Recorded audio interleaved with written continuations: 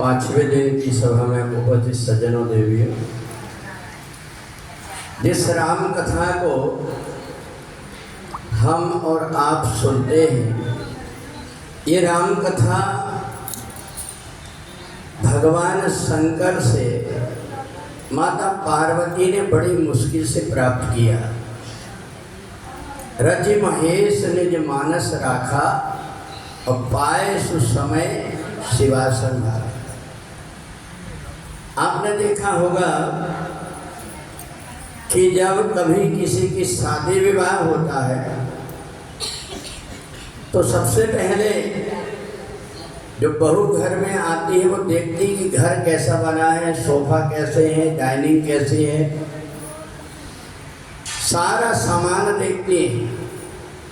और माता पार्वती ने देखा कि जिन भगवान भोलेनाथ के साथ में मेरा विवाह हुआ है, भगवान शंकर ऐसी जगह पर निवास करते जहाँ कोई मान सम्मान की बात नहीं, जहाँ सबके लिए सम माना जाता, सम शान, जहाँ सबकी शान जाकर के सम हो जाती है, वहाँ चाहे राजा हो चाहे भिखारी हो, सब जाकर के उसी मिट्टी में मिल जाते हैं। और वहाँ भगवान शंकर जब निवास करते हैं तो भगवान शंकर से पूछा कि आप मेरे को ऐसा कोई उपाय बताइए जिससे कि परमात्मा का भजन भी हो जाए और भवसागर से पार हो जाए। तो अगर भवसागर से पार होने का कोई साधन है तो एक साधन है, वो क्या है? भवसागर चाहे पार जो पावा,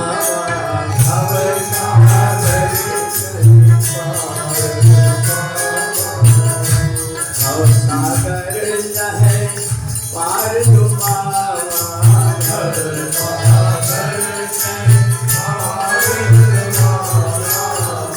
राम कथा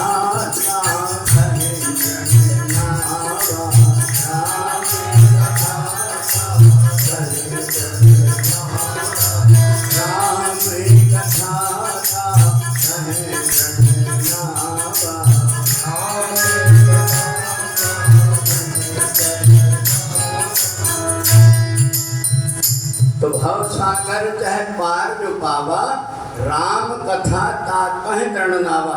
एक ऐसी नाव है जिस नाव में कोई भी व्यक्ति बैठ जाए वो भवसागर से पार हो जाता है, ऐसी राम जी की कथा है। तो इसलिए मैंने आपको कल बताया था कि पार्वती जी ने भगवान शंकर से एक प्रश्न पूछा था कि कहो जथा जानकी विवाही और राज तजा सो दूषण गाही। एक ही चौपाई में भगवान की दो लीला के विषय में पूछा। माता सीता के साथ में विवाह कैसे हुआ ये पूछा, और दूसरा पूछा कि भगवान राम वनवास क्यों चले। वैसे अपन लोग कहते हैं कि भगवान राम को माता कैकेयी ने वनवास दिया, परंतु आपको ये भी पता हो यही सोई जो राम रचि राखा, रूपो कर तर्क बढ़ावई शाखा।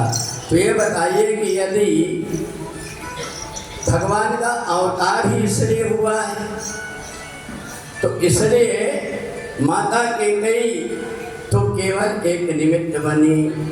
बन जाने हटो, बन जाने हटो, अब कैकेयी को दोष लगा।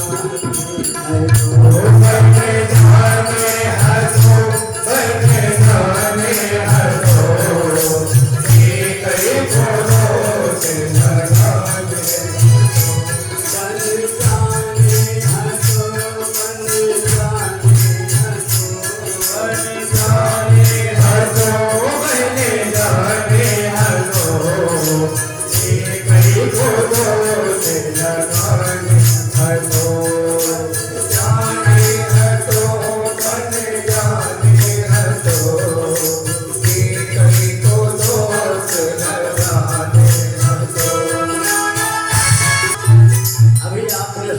कहु जथा जानकी विवाही और राज सत्तजासो दूषण कही। अब आगे की लीला में अपन चलते हैं कि बनवस कीन्हे चरित अपारा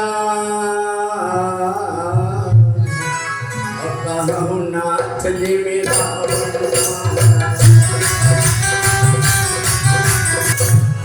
राम जी वन में कौन कौन सी लीला किए। अच्छा देखो, भगवान का एक नाम है दीन बंधु। भगवान को जो आनंद गरीबों के बीच में, साधारण व्यक्तियों के बीच में आता है, वो बड़े लोगों के बीच में नहीं आता। भगवान राम जैसे ही अयोध्या से निकले तो ये बताइए कि कोई भी व्यक्ति ये तो कह सकता था कि आपको महाराज दशरथ ने वनवास दिया है तो आप हमारे घर में रुक जाइए, परंतु अयोध्या के किसी नर नारी ने भगवान राम को रोका नहीं। भगवान राम जैसे ही चले तो सारे अयोध्या वासियों ने सोचा अब अपना कोई अयोध्या में काम नहीं।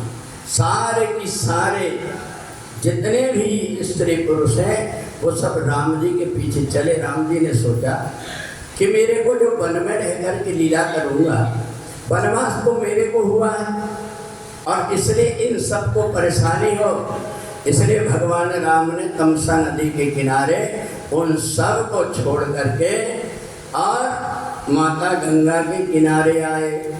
जैसे गंगा जी के किनारे आए उस समय पर एक बड़ा भगवान का प्रेमी मिला, निषाद, जो भगवान राम को अति स्नेह करता था।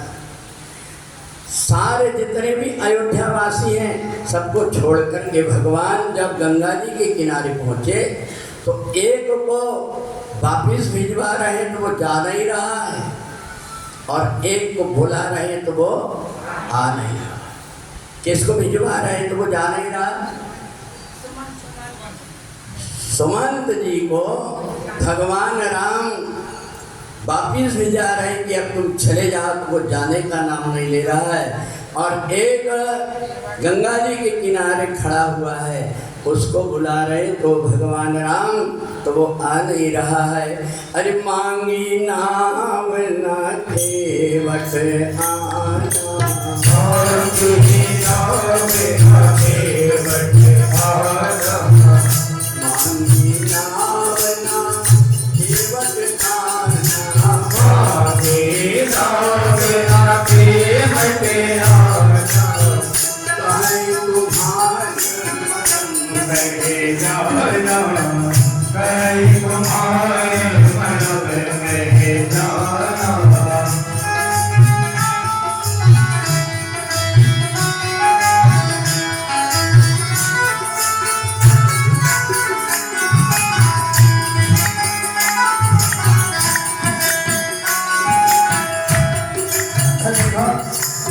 राम जी के स्वभाव में और लक्ष्मण जी के स्वभाव में कितना अंतर है।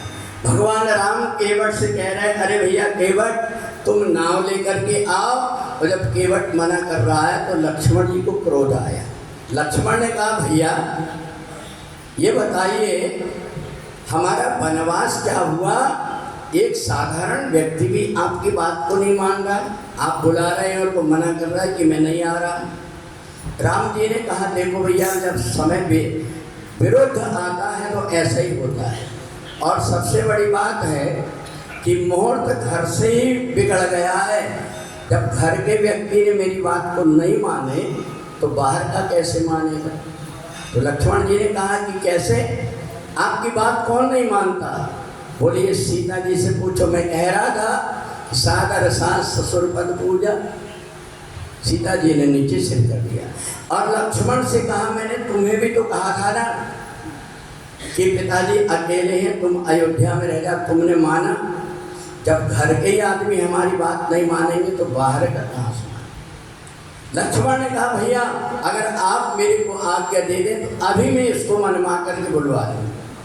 तो राम जी ने कहा देखो लक्ष्मण, ये जो भाषा आप बोल रहे हैं ये भाषा घर की भाषा है, बाहर ऐसी भाषा का प्रयोग नहीं करते। घर में अपने वालों से कुछ भी कह सकते हैं, परंतु बाहर वालों से तो अपने को, और मांग रहे तो अनुनय विनय के साथ में, उसे दादागिरी करके थोड़ी करना है, क्योंकि भगवान का स्वभाव है। तो देखना प्रजातंत्र का, लोकतंत्र का भगवान राम के राज्य में कैसा प्रभाव। एक गरीब व्यक्ति भी चक्रवर्ती सम्राट के बेटा भगवान राम को मना कर दिया कि मैं नाव को नहीं लाऊंगा। तो देखें, आज अगर कोई मंत्री को जरूरत होती, आपने देखा भी प्रधानमंत्री आए, उनको जनता को कुछ भी परेशानी, उनको कोई मतलब नहीं, सब तरफ से बैरिकेड लगा दी, क्योंकि प्रधानमंत्री आ रहे हैं।